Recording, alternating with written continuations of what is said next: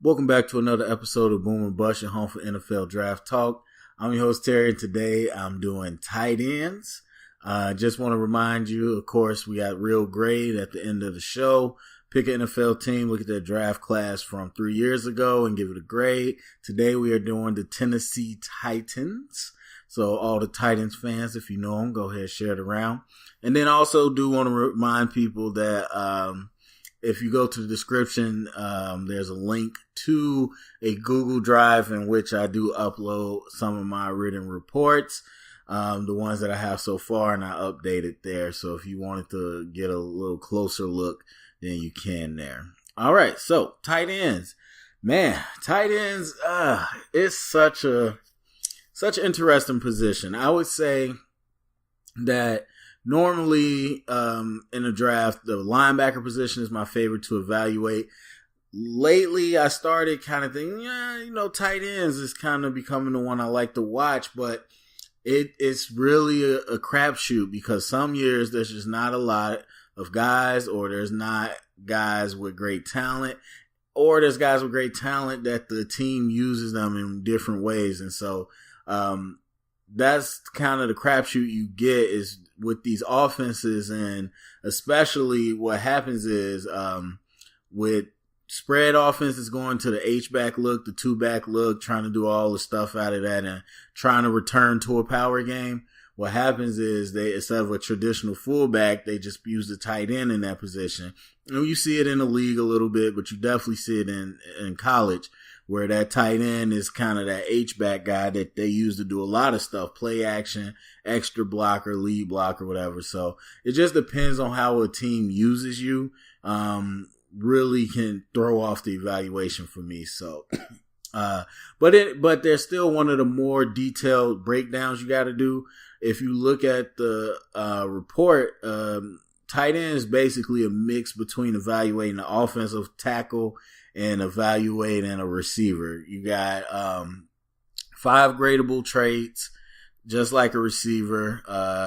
They're the exact same ones, really. Actually, still 5. Speed, agility, and then you got route running, you got hands and ball skills. So exact same 5 as a receiver, but then you look at the technique and the attributes of the tight end is going to resemble more of a lineman and receiver too, because as you know, tight ends traditionally you need them to block. Now I wouldn't say in the current NFL everyone has to block. Like running backs, you'll hear, hey, you in the next level you got to be able to pass protect, and that's not a joke. Every running back has to pass protect in the NFL. And they used to say as a tight end, every tight end has to be able to block in the run game and pass game. That's not necessarily true, because you ended up with guys like Jimmy Graham in New Orleans, where they didn't do a lot of that. And it just depends on the team and how they use you. But I would even say for the most part, most teams do want a tight end that can help out in the run game. So it really is a function of that. And again, depending on the offense they're in, you might not see any reps of them blocking, and it makes it hard to evaluate. But anyway, let's jump into it. And again, no particular order, just the order I watched them in. We got Mark Andrews out of Oklahoma, 6'5", 250, 254. This is one of Baker Mayfield's favorite targets. For me, Mark kind of resembles that more traditional tight end that you think about. He's big and he can definitely move, but he's not any type of receiver or blazer. He's not one of them freak tight ends. He's got traditional, I would say, tight end speed and whatnot. And route running. He's not going to break anybody's ankles, but he's going to get into the open space and zone, and he's going to be able to set up his routes off of play actions and things of that nature.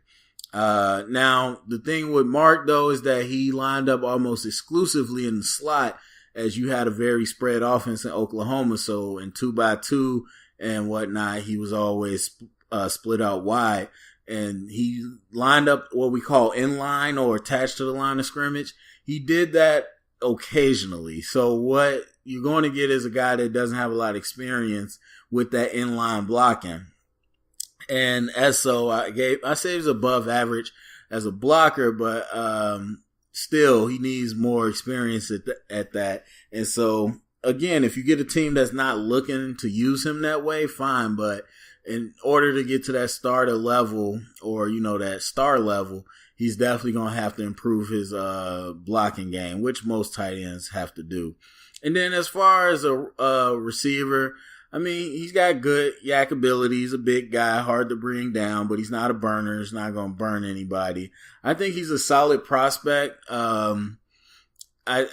reminds me a little bit of Jason Witten, especially the older Jason Witten, where even though he's not fast, he gets himself open. He understands what he's doing. The only difference is Jason Witten is a lot more experienced in line. And it's not just blocking in line, it's releasing in line, coming off of play actions, all those different things, getting off of jams from linebackers. And it's all those little nuances that Mark Andrews is going to have to learn. But I think his receiver is pretty capable. I think maybe the number one tight end, probably not when it's all said and done, but Dallas Goedert, I guess that's how you pronounce it. I don't know. But he didn't have that much tape. I think he was hurt this year a little bit, but he had that much tape. Smaller school from South Dakota State. So I didn't get to write a report on him. But from the little bit that I did watch, it does seem like he's that more athletic, twitchy guy that has some ball skills that are pretty high level. Again, I didn't get to watch in depth, but just from the one, the clips that I did see, it seems like he was favorited as number one tight end because of his athletic ability. Now, he did do a little more blocking than somebody from a spread system, but again, that's not exactly his strong suit. It's going to be more his receiving skills down the field and his ability as a red zone target. Then we got Mike Gesicki from Penn State. Now, this is definitely one of those examples I'm talking about where you got a guy who was asked to do something that didn't really fit. I wouldn't say it didn't fit, but it didn't highlight his skill set. So Mike is a former basketball player. From what I heard, I guess he could have played D1 basketball somewhere. Maybe not Penn State, but he could have played somewhere. I saw him in a dunk contest. So talking about those, not converted basketball players because he's still a football player, but with tight ends, we got those explosive basketball athletes that show they can really go up and they have the ball skills and hand-eye coordination. But with him, he lined up mostly in line, and then they'll have him as an H-back at times. And with Penn State, he blocked a lot. Penn State did this kind of weird play they had with Saquon Barkley. It was one of their favorite plays. It was almost like an inside zone handoff, but either way, they would wrap the tight end up inside and lead up as a lead blocker.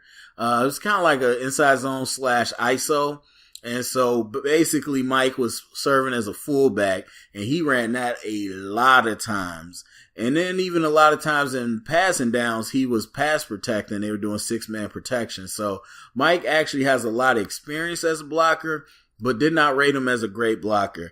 He's not that strong. You can tell his body makeup is a lot more quick twitch muscle and athletic muscle. He's not a naturally strong person.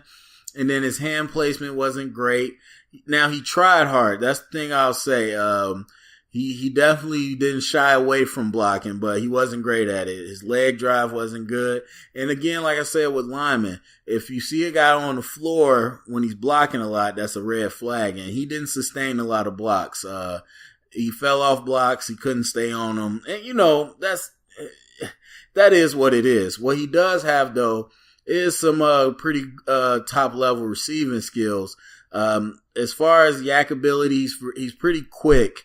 And so he's definitely going to be able to run after the catch that way. I wouldn't say he's going to truck anybody, but I liked his route running. He was really good at double move, head fakes, and stems. That's something you don't see a lot out of tight ends is double moves. So, but those stick nods or those those whip routes inside, those would be good things for him to run and probably could get him pretty open. I thought his hands was pretty good. And then we're talking about his former basketball thing. Gave him a 4.5 ball skills. He can go up. He can explode. He showed that he can win jump balls, so that's going to make him attractive in the red zone. And then he's one of the faster tight ends. It's hard to gauge these guys. And again, like receivers, you want to see the 40 because you got to see straight line speed. But I gave him a 4 and a 4 in agility. So definitely some pretty high marks for a tight end. At 6'6", 250, I think he's a pretty great athlete. And even if he's not the best blocker, I think he's going to get coached up, and at least he has experience as a blocker. Then we got Hayden Hurst. Now, this is the guy that's probably going to be the number 1 tight end when it's all said and done. Now, he's a little older. He was a minor league baseball player and came back to college. But he did a lot. He did a whole lot. They had him in line. He was an H-back. He lined up in the slot sometimes. I really like him as a blocker. He gets his hands in the right place. He works to seal off the play just like a lineman. He drives his legs and he tries to move people on the line. He doesn't just engage and stop his feet. And then, of course, against defensive backs, that's a guy that they don't want to see coming down the field to block. He plays with great pad level. I like everything about his blocking game. The one thing I don't like, though, is that he gives up the block too easily sometimes, too early. He doesn't have full lineman mentality, but you get him blocking to the whistle would be pretty good. As far as his receiving ability, I think he was above average in pretty much everything. Above average route runner, agility, and ball skills. Now, even though he made a lot of plays, you never really seen him as a 50-50 ball type guy or a red zone type guy. It was more of just getting open into open space. So we'll have to see. I think his speed is up there. And the best part about Hayden, he might be older, but he's younger in the game of football. And a lot of people say, it's a project, it's going to take more time, and it's true. But some of the best things about projects is that they don't have bad habits and you can mold them. So there's some projects, as they call them, that are just, they were allowed to do whatever they wanted to do because they had good athleticism and no one really coached them. And there's a difference between that and people that are new to football. So he's not brand new, but like I said, less bad habits. And I think that's why he was such a good blocker, because he listened to the technique they taught him. So that'll be an exciting part for Hayden Hurst, is that he can only get better. Then we got Troy Fumagalli from Wisconsin. I like him as a blocker. I really like him as a blocker. He lined up in line mostly. Did a little bit of H-back, but I really like his hand placement, his ability to drive people, all those different things. I think he really had a great coaching as Wisconsin, as we know they're a power run team. But as his receiving ability, I think is very below average to average. Route running was pretty simple. The route tree wasn't much. Hands was dropping some passes. Didn't see him really explode. Doesn't have great speed. So it's more of like a number 2 or 3 tight end that's specifically for blocking. And I don't know how much receiving they're going to give you. Now, play action in red zone, of course, but I don't know how much he's going to give you in the pass game. Ian Thomas, I saw a little bit of. Again, didn't have enough tape to do an evaluation, but I definitely think he's an explosive weapon down, more so than you would have thought. He's built kind of compact almost, but he's definitely a more explosive weapon downfield than you might assume. So he might be someone to look at. Dalton Schultz, there was no tape of him, didn't get to see him. And Durham Smythe from Notre Dame got a little tape, not enough for an evaluation. But Durham seems like the more traditional tight end, and Notre Dame's pretty good at having balanced tight ends that do have to work in the run and pass blocking game, but definitely has the size and movement skills to be a receiving threat. And that's about it. See, that's what happens. You don't always have a lot of tight ends each year. And so it ends up being a handful, and a lot of them don't have tape. And it depends on what they do, because if they just block, more times than not, no one makes a tape for them. So, but looking for me, like I said, Hayden Hurst, I think as he works out and as people get to know him, he'll become the number one guy. It might be a toss-up between him and Dallas from South Dakota State. And then the same thing with Dallas is that he's got less competition that he played against. So that's going to be something people talk about against him. But you have the same thing with Adam Shaheen last year. So I think those two are going to battle for the top spot.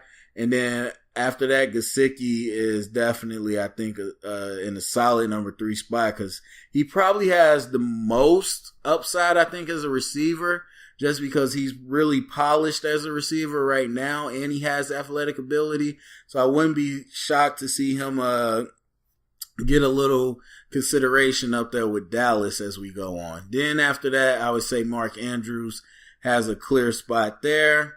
And then we go down to the lower tier. So that's it for the tight ends. I mean, overall, of course, this isn't last year's group. And it's weird because last year's group was amazing. Even the guys that haven't got to do anything yet, I still think there's so much talent in that tight end group. Of course, you don't have an O.J. Howard. But we saw even people like Evan Ingram show that he can contribute. And then the Brown and Njoku, so many people. I don't know. That was a great tight end class, and compare this one, it's not even close. But I think you'll have a handful of options that could contribute next year. So anyway, let's get to the real grade real quick. We got Tennessee Titans. We're jumping over to 2015. And at number 1, of course, you got Marcus Mariota.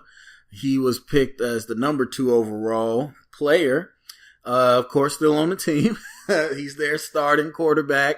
And Mariota and Winston, too, and a number of other people, I think they're good starters. I don't think any of them have hit the stride to be a Pro Bowl caliber or any star type, but I think he's a good starter. And he regressed this year, which is a little scary, but we'll see what they do with a new coaching staff. Not sure that was the right move, but we'll see.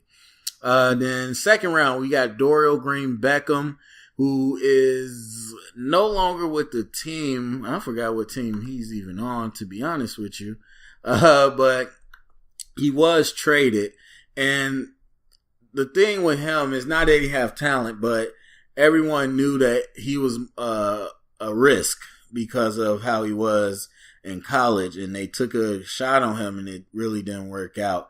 So I know he got traded to the Eagles. I think he might not be in the league anymore, to be honest. He might be cut. So no longer with the team either way. Then we got Jeremiah Potasi. Never knew how to pronounce that. 3rd round pick out of Utah at guard. And he is no longer in the league. I think he's a practice squad player. You got Angelo Blackson in the 4th round. And I think he's no longer with the team. Yes, he is with the Texans. He was with the team for first 2 years. Now he's with the Texans. And kind of a rotational player. Then you got Justin Fowler, who was with the team for the 3 years, but he just signed with the Seahawks, but he was a starter for them at fullback.